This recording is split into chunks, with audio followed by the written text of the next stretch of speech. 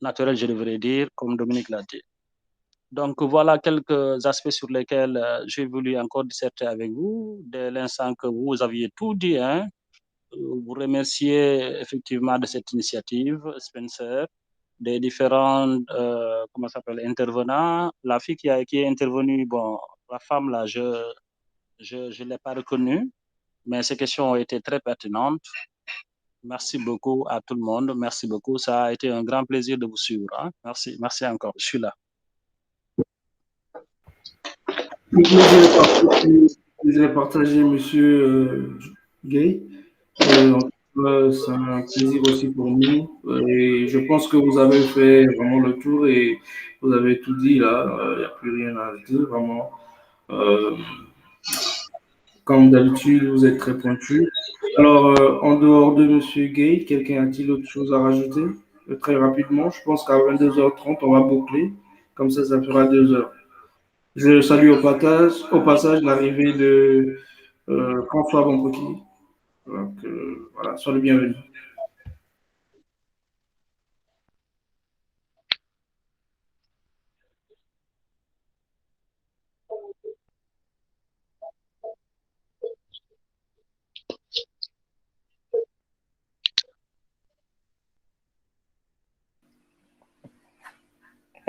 Bonsoir à tous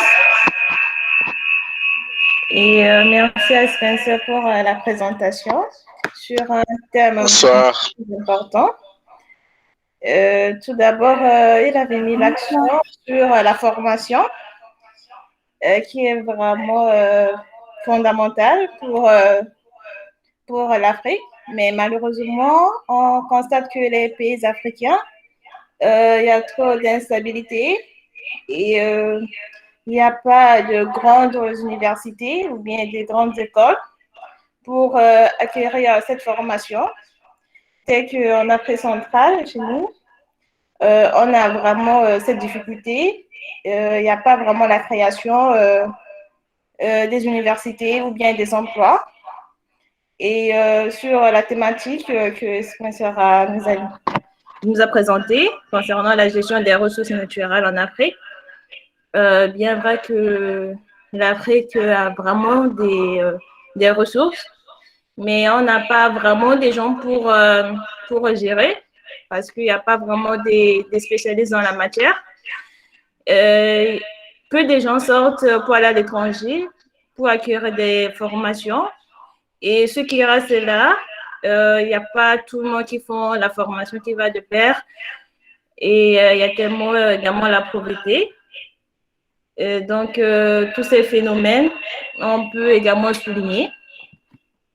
Eh bien, pour ma part, tout le temps, on doit faire recours à la grande puissance. C'est eux qui décident tout le temps. C'est eux qui disent leur montant. C'est eux qui voient les avantages. Si c'est avantageux pour eux, ils vont investir. Mais on voit que l'Afrique n'intervient pas trop sur ce sujet. Eh bien, il est temps que l'Afrique également puisse dire que voilà, il est temps, mais également s'échanger entre les pays africains, vu qu'on a pas mal de ressources. Ce n'est pas tous les pays africains qui ont les mêmes ressources. Pourquoi les Africains ne peuvent pas s'échanger entre eux et pourquoi pas on peut avoir, comment on appelle ça, la créativité des emplois ou bien la créativité dans plusieurs structures. Ça peut amener la création des emplois. Si, par exemple, au Sénégal, si on n'a pas telle ressource, on peut faire recours au Nigeria qui peut échanger et ça peut avoir la création des emplois pour les jeunes parce qu'en Afrique, on note également, il n'y a pas des emplois, il y a des jeunes qui sont diplômés, mais il n'y a rien à faire avec. On est des jeunes restent là. Franchement, je ne vois pas l'utilité. Si on fait une formation de base, à la fin, on ne peut pas travailler dans le domaine parce que les systèmes, c'est vraiment sécurisé en Afrique.